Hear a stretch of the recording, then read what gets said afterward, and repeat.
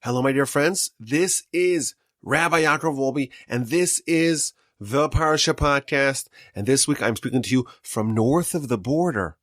Last week, it was Torch Center Northeast, and this week, it's Torch Center Canada, Torch Center Tundra, Torch Center Great North, Roving Torch Center. We're in Canada. Thank God we got across the border. The border was totally desolate. It was eerily reminiscent of last year. It's almost as if nothing changed. Deja vu all over again. Do you wonder what's going to be next year? Summer 2022. And the person at the border was really nice. And she didn't even examine our negative PCR tests. And now we are on day 3 of a 14-day quarantine. It's fine. I did enough driving.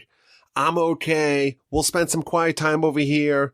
And we're in Canada, and the Parsha Podcast continues. And the biggest challenge that I have is to try to find a quiet place to record.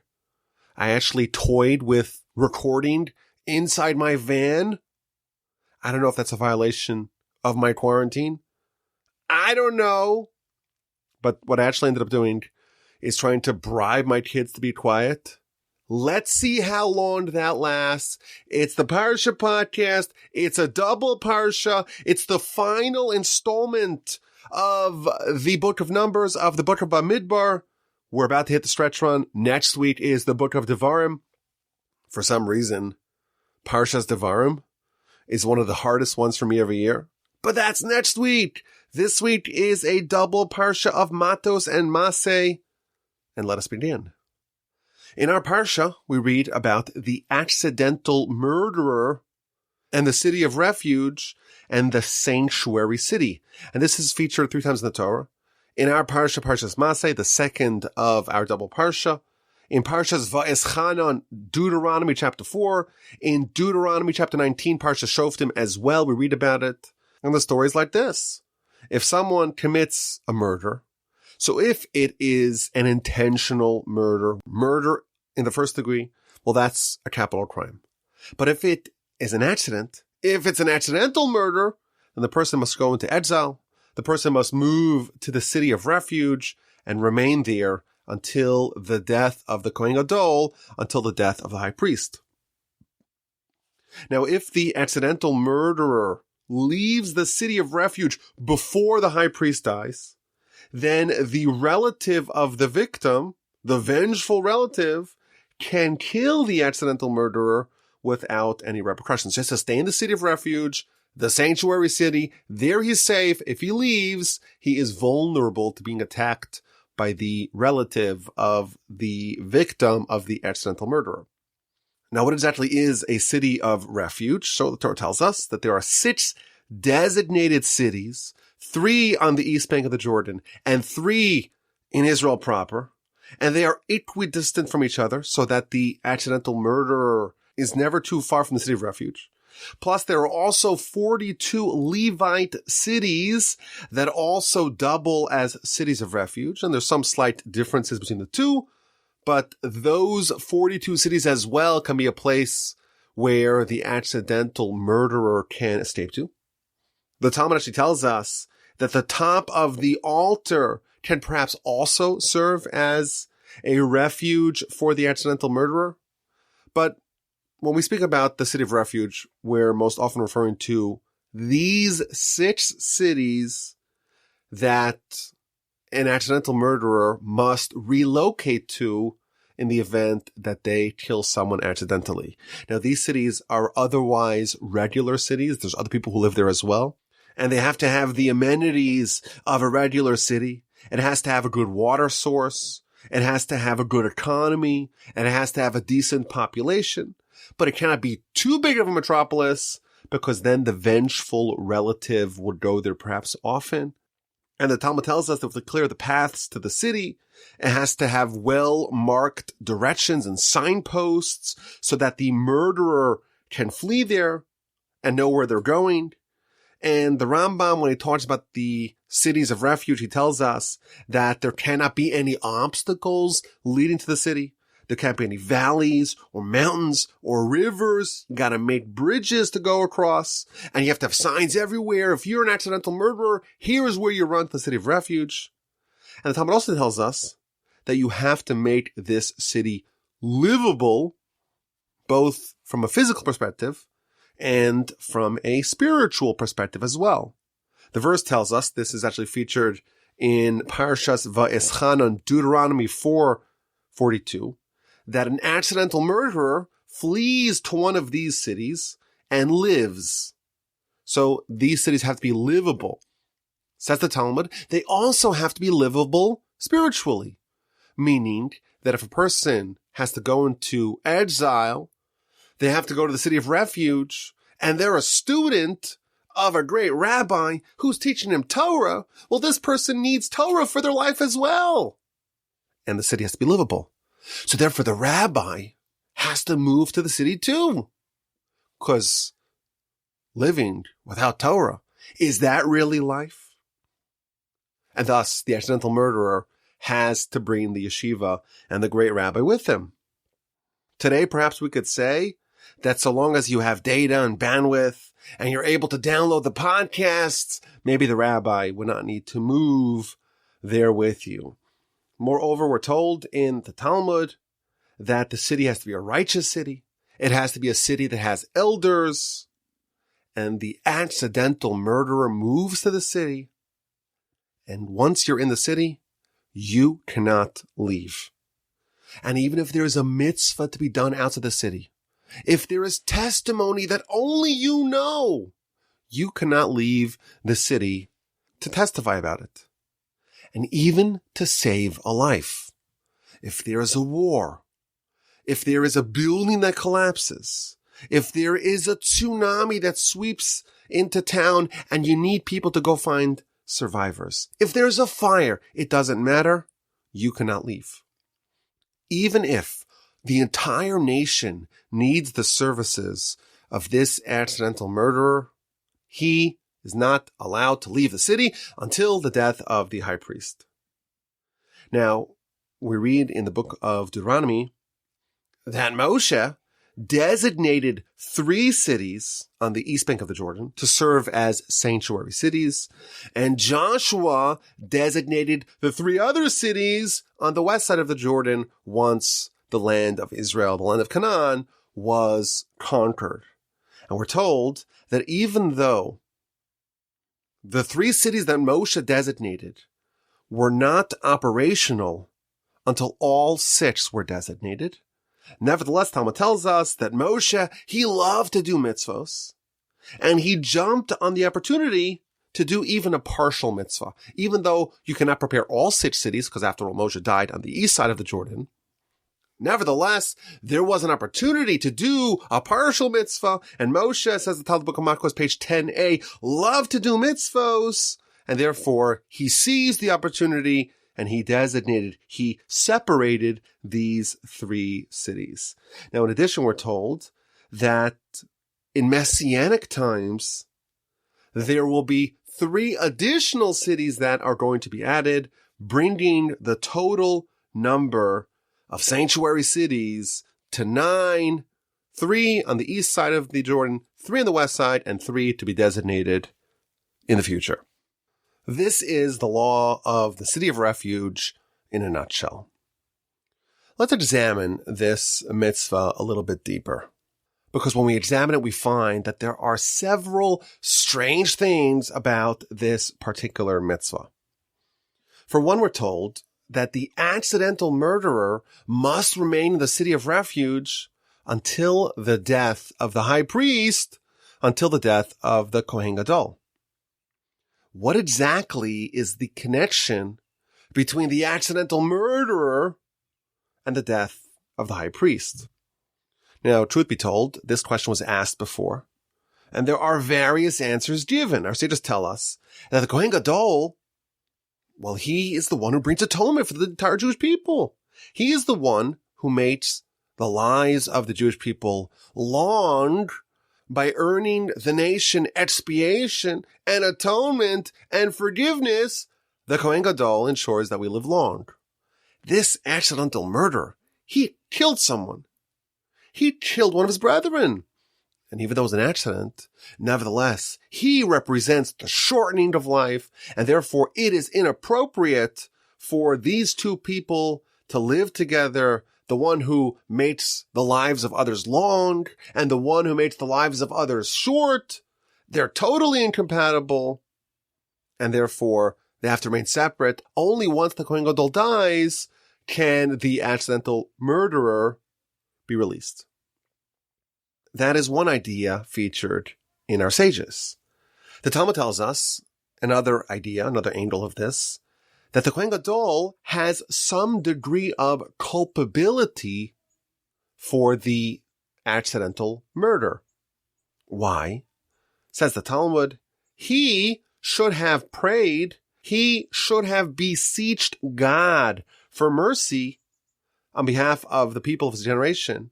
And therefore, any accidents that happen can be placed at his feet, and therefore his death, so to speak, when he is punished, if you will, for not fulfilling his duties properly, for not executing the responsibilities of the office of the Kohen Gadol properly, that releases all the accidental murderers.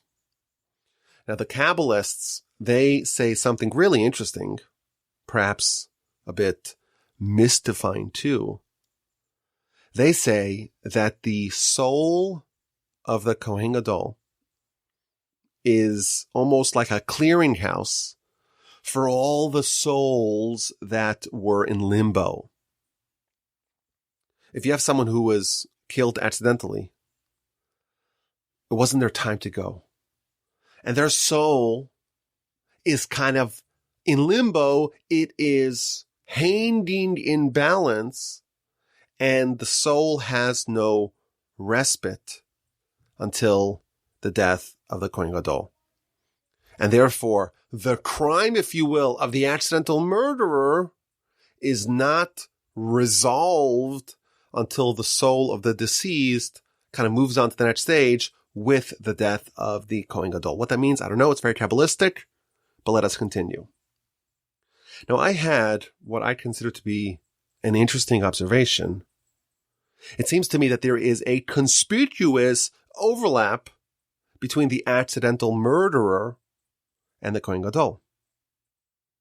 The verse tells us in Leviticus 21:12 that a Kohen Gadol is not allowed to leave the sanctuary. Umin hamikdash lo yetzei.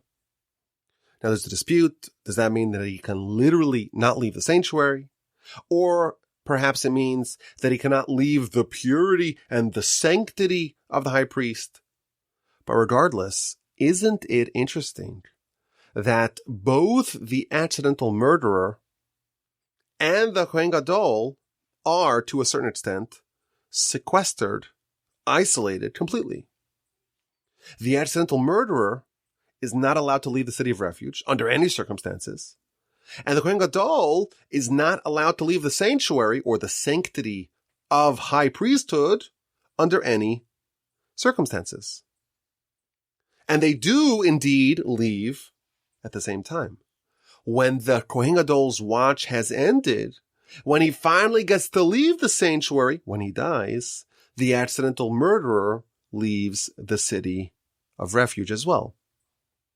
So it seems like to me that the connections between these two seem to ride quite deep. Additionally, I find it really interesting that we're told that there will be 3 more cities of refuge in Messianic times. And I think this raises a question. Why will there be a need to add more cities of refuge, more sanctuary cities for accidental murderers in Messianic times? Are there going to be more accidental murderers in Messianic times? I would have imagined that during the utopian era of the Messiah, there will be fewer accidents. Why do we need more sanctuary cities, more cities of refuge in Messianic times? A third point to ponder is the vengeful relative. That the person who was killed, the victim, they have a relative. And in the event that the accidental murderer leaves the city of refuge before the death of the high priest, the relative, the vengeful relative, is allowed to kill extrajudicially, to kill the murderer without any repercussions.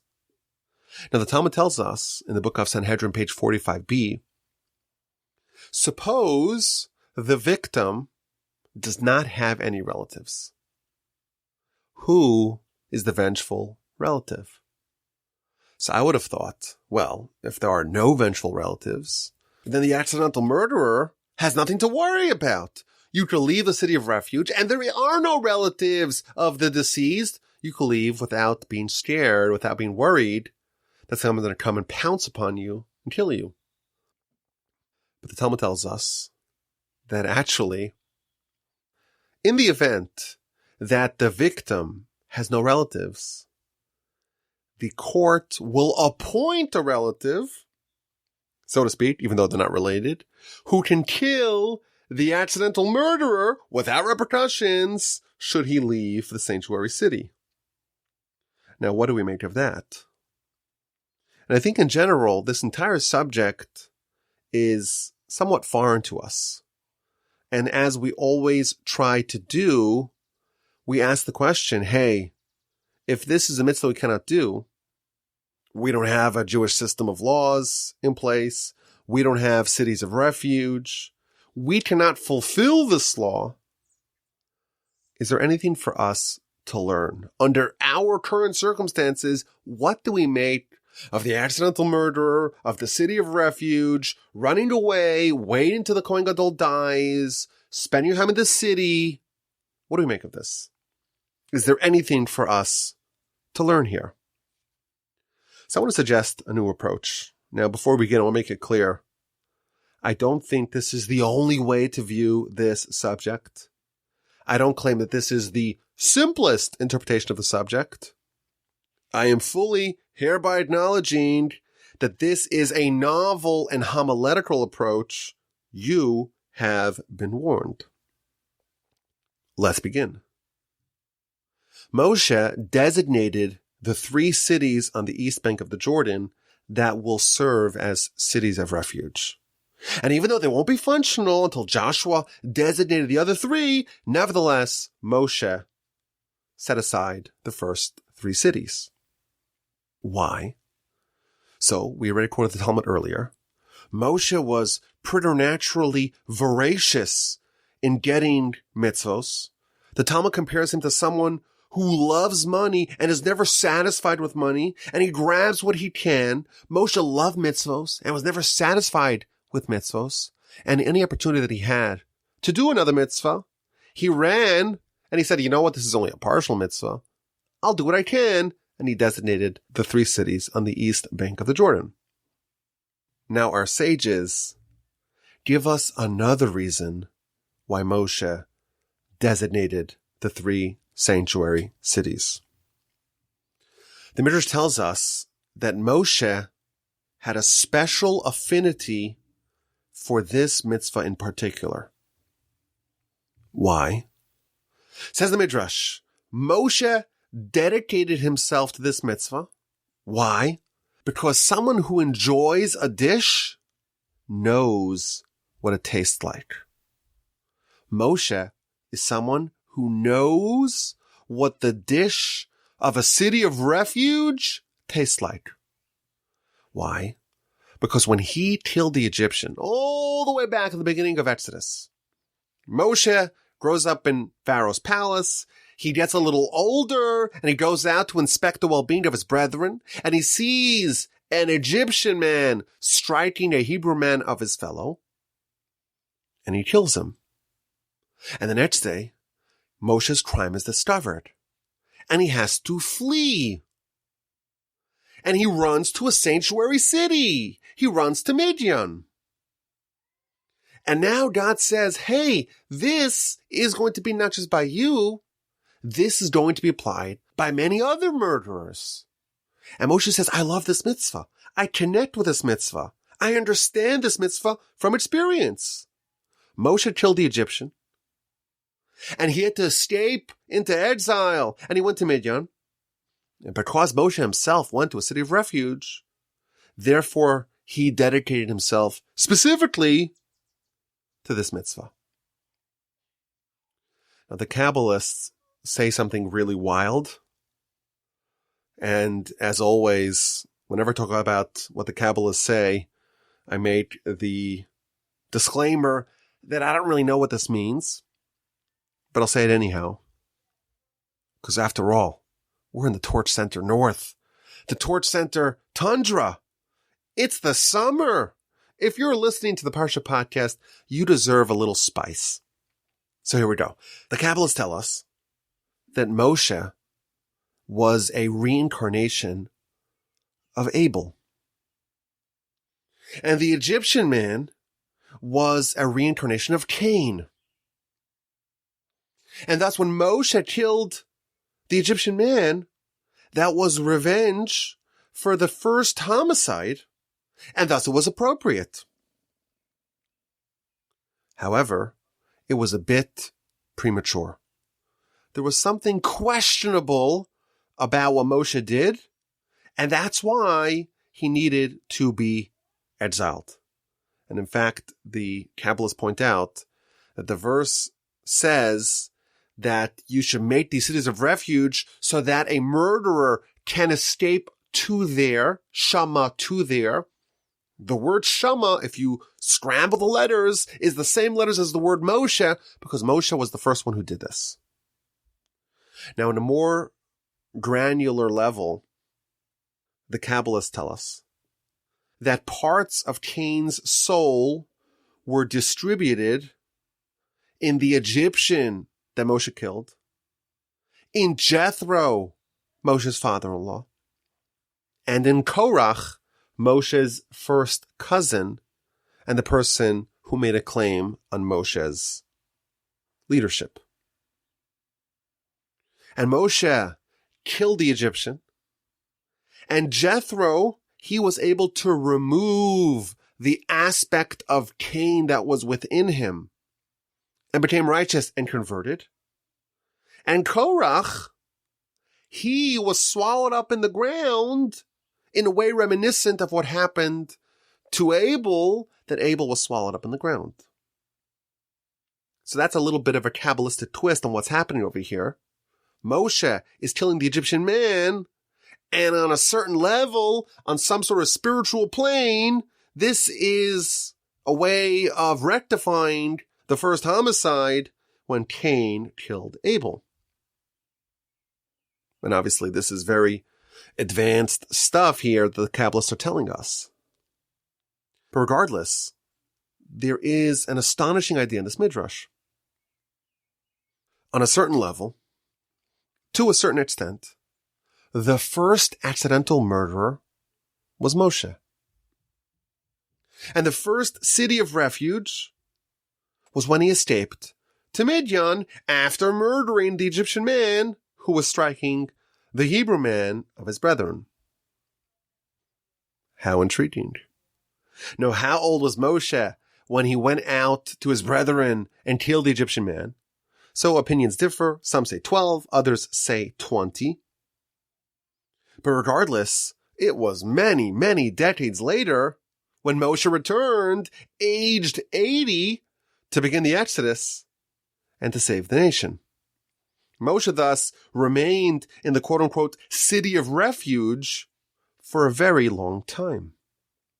And when he finally emerged from the city of refuge, when he was finally rehabilitated and restored to his previous stomping grounds, to his previous surroundings, he was a prophet, about to embark on the most dramatic and consequential mission of all time. Now, what would have happened had Moshe not killed the Egyptian and not gone to the quote-unquote city of refuge? Could he possibly have become Moshe? I am very confident in saying that the answer is no. It was only precisely because he had this extended period of exile away from Egypt, away from his brethren, away from society, alone in Midian, it's only due to that he became qualified to be the person he became. And the Midrash is telling us that Moshe was exiled to a sanctuary city, to a city of refuge, and this was part of his ascent to becoming the greatest person who ever lived, the person who saved the nation, the person who orchestrated all the plagues and miracles in Egypt, the one who became the greatest prophet of all time, who gave us the Torah.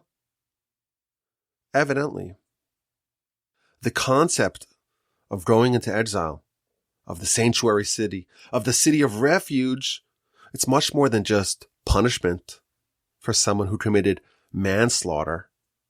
And it's more than a refuge from the vengeful relative. And it's more than just a rehabilitation for a criminal. It's an incubator for greatness. If our sages tell us that Moshe had a particular affinity for this mitzvah, he benefited from it. To a certain extent, Moshe himself went to a city of refuge. And we know that he emerged from it as the person who could save the nation from Egypt. It must mean that this kind of experience is one that can lead to the development and actualization of latent potential. Had Moshe not gone into exile, he would not have become what he became. And for all of us, perhaps we can suggest there must be an incubation period where our natural innate abilities get developed and honed and surfaced. To a certain extent, we can all benefit from a trip to the incubator, from a trip to the sanctuary city. Today, the law of the accidental murder is not followed. We have no system of Jewish law in place. We have no network of Jewish courts. The cities of refuge are not all activated. But this idea is very much present in our lives. Perhaps we can suggest no actual, dramatic, transformative greatness can emerge without some sort of sanctuary city-like incubator period. Let me explain what I mean. One of the central tenets of our philosophy, and one of the ideas that we try to discuss a lot on the Parsha Podcast, is that we were not placed here to be average.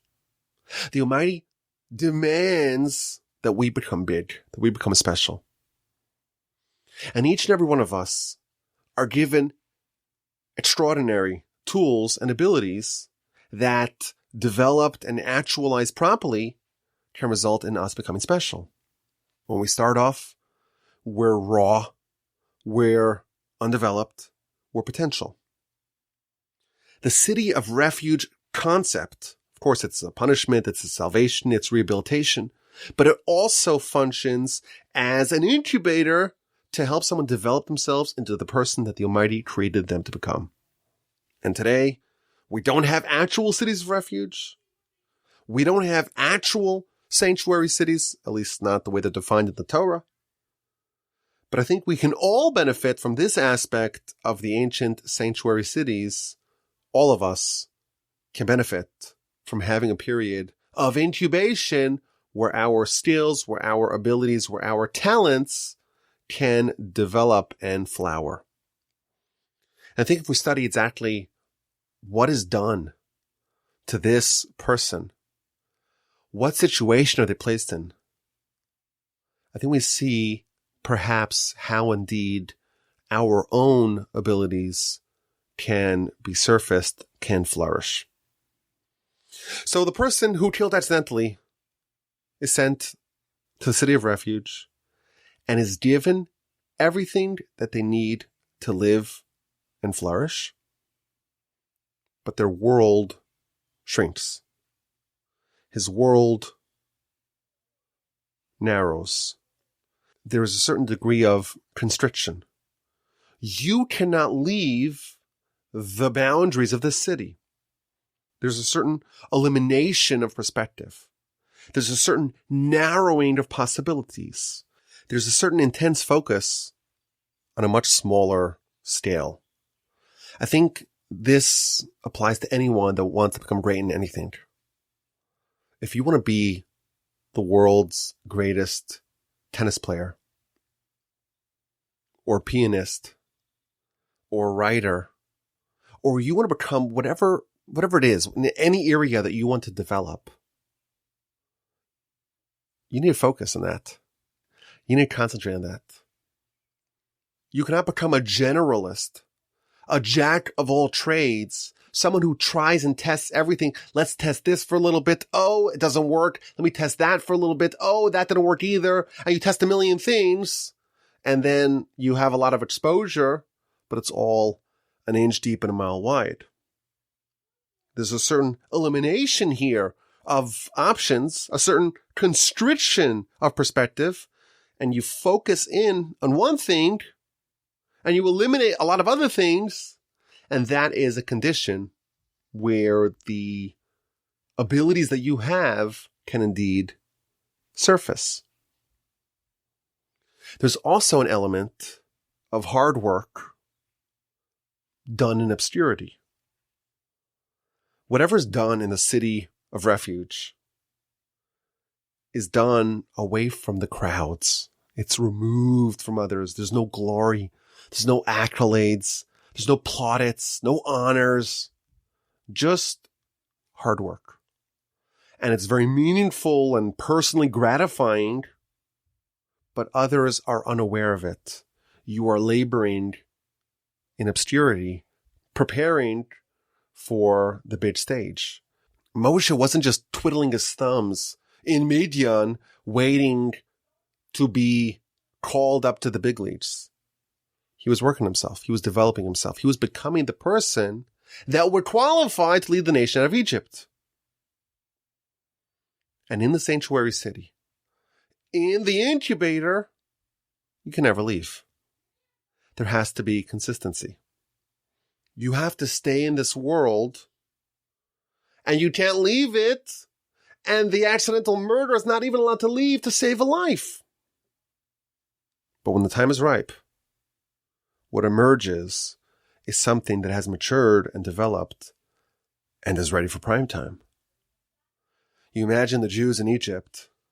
They're enslaved. They're oppressed. You'd imagine that they're scrambling for solutions. And I'd bet the last person that they would think could help them is Moshe. Moshe, he left when he was 12 or 20. He left decades ago. He is totally removed from the purview of the Jewish people. And it's only Moshe who can save them. Can you imagine the nation hearing about Moshe the first time? Moshe, where did he come from? I haven't thought about him in decades. And suddenly he waltzes in to save the nation. But the truth is that Moshe was in the incubator.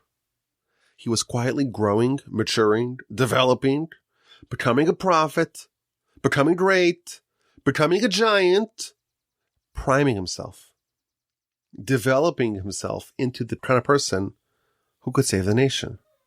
His sanctuary in Midian was his incubation to become the person qualified for the job.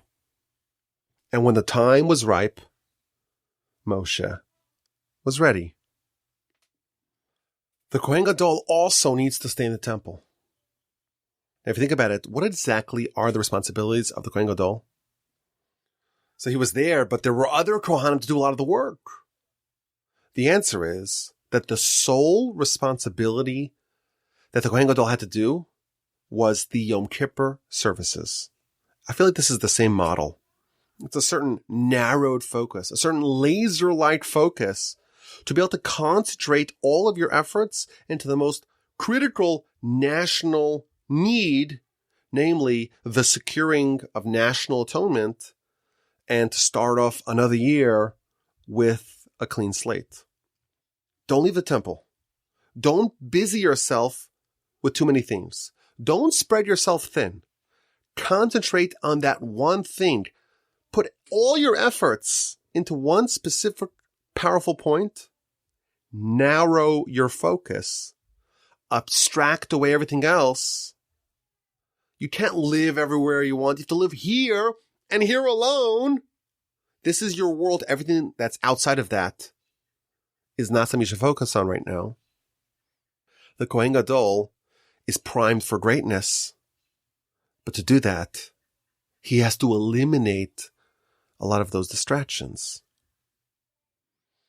And when there's a death of the Kohen Gadol, when a great leader dies, there is a leadership vacuum. And who is qualified to fill that void? Perhaps we can say that someone who's been toiling on developing themselves and their character for years and years in the incubator. When one leader passes and we need to replace them, we have to go to the incubator and see who is fully baked and ready to fill the previous leader's shoes. Messiah, we're told, will unleash a wave of people who begin to take life seriously. The Yetzer Hara will be excised, and humanity will have an intense thirst for knowledge of God and for fulfillment of the purpose of existence that's far greater than anything that we desire today. Moreover, people will be willing to put in what it takes. People will be willing to put in the effort. People will be willing to enter the incubator and to put in the hours and the years that it takes to develop yourself. And we will need to dramatically increase the supply of quote-unquote cities of refuge of spiritual incubators. I think this is the model of achieving excellence in any field. No one is born fully formed. Everyone needs to put in their 10,000 hours in the incubator. And the more you work on yourself and develop yourself and become a great person, the more powerful of a influencer you could be to benefit and inspire others. If you want to make a big impact in the world, you may be eager to get started. You don't waste any time after all. But when did Moshe get his big break? When was his first foray into leadership? After spending 60 years in exile? 60 years in Midian, toiling, working on himself, striving, expending the effort required to become the person who could do the job. He was working in isolation, in obscurity, alone, removed from others, sequestered in exile. And after this extended incubation period, he became the giant who can influence and change everyone. Now, for this to actually succeed, it needs a degree of continuity. You have to stay in the incubator without leaving for a long time. And perhaps a bit of external pressure, like a vengeful relative, the threat of that is very helpful to keep you in the incubator. If there is a lull, if there are lapses, the system will not work as intended. For this to work to perfection, you cannot let your foot off the gas. Now, to make this idea a little bit more concrete, I want to share one more last idea. The Talmud tells us that Torah study is also a city of refuge. If someone is studying Torah, says the Talmud, and they're actively studying Torah, and there's no interruptions, then the angel of death cannot access them. And it tells two stories to this effect.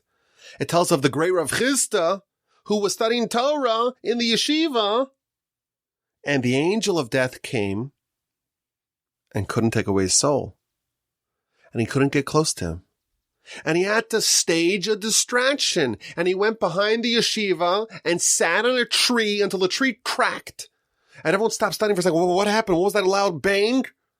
And with that brief lull, the soul of the great sage was snatched away.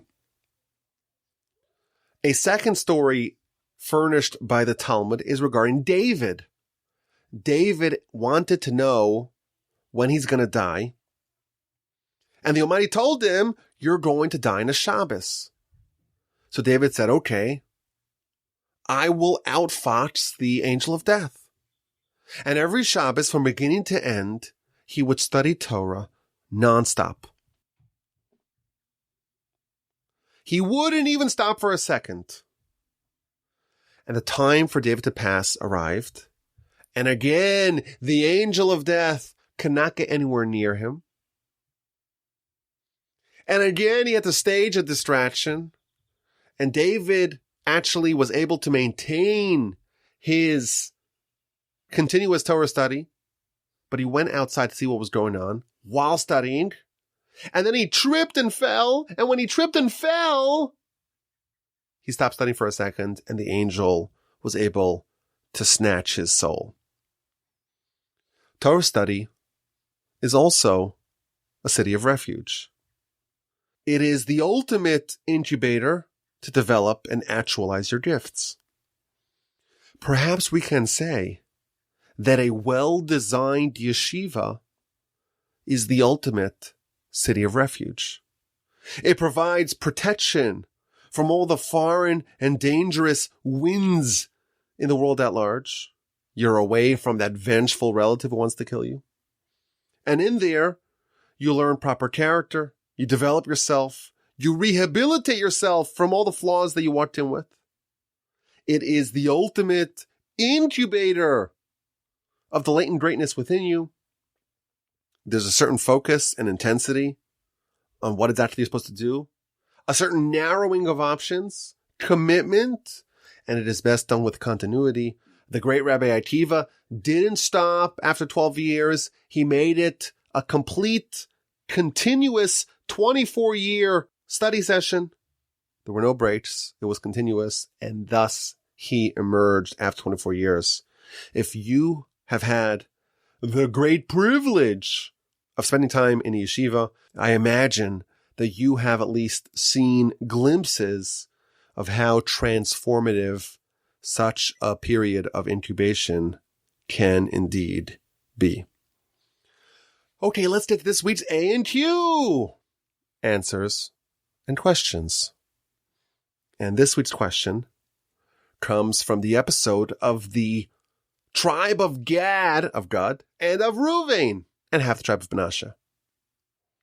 They wanted to settle on the east bank of the Jordan River. Why? So the Torah tells us, our Parsha we read, that they had lots of flock, many sheep, and the land on the other side of the Jordan had plentiful grazing area. And they struck a deal with Moshe. They will indeed join their brethren in crossing over the Jordan, in waging the war of conquest of Canaan. But their permanent residence, their permanent lands will indeed be on the other side of the Jordan. That's where they're going to be. That's where they will settle, and not on the west bank of the Jordan. That is featured in our Parsha. And here's the question. In the end of Deuteronomy, Moshe is giving a blessing to every tribe. And to the tribe of Gad, Moshe says the following. This is Deuteronomy chapter 33, verse 21.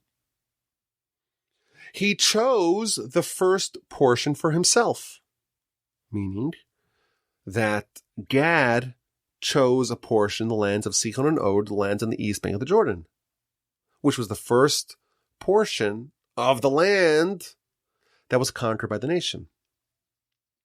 Continues Moshe. For that is where the lawgiver's plot is hidden. Because Gad knew that that's where Moshe is going to be buried. So here's the question. Why did the tribe of Gad want the land on the east bank of the Jordan? Was it because of the plentiful grazing area? Or was it because that is where Moshe is going to be interred? If you have an answer to this question, please send me an email, rabbi@gmail.com, And if you spell it incorrectly, I'm not going to get the email. Rabbi Wolbe, WOLBE, @gmail.com. Now, last week we asked a question as to why the Torah separates Pinchas's zealotry from his reward. And my friends Adam, Carlos, and Noah offered versions of the following answer that I really like, that I want to share with the rest of the amazing Parsha Podcast audience and family. And that is as follows. There is a very thin line between zealotry and someone who is so in love with God and so righteous and so intolerant of evil like Pinchas that will do anything, even endanger themselves, to stand up for God's honor. But there's a very thin line that separates that from vengeance, from anger, from some of the worst sins in the world. If the reward for Pinchas's zealotry was instantaneous, we could perhaps misinterpret it as reward comes from vengeance of any kind. We have to read Pinchas's zealotry and spend a week thinking about what he did and really investigating his deed quite thoroughly.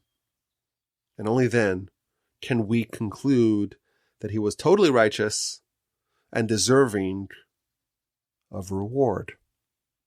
There is a clever classification in the Talmud of people whose deeds are like Zimri but seek reward like Pinchas.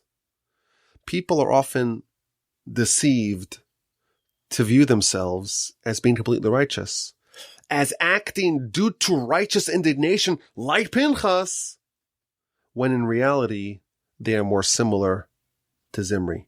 And therefore, before we lavish praise and heap reward on Pinchas, we have to ourselves study very intently why exactly Pinchas's deed is worthy of this amazing reward.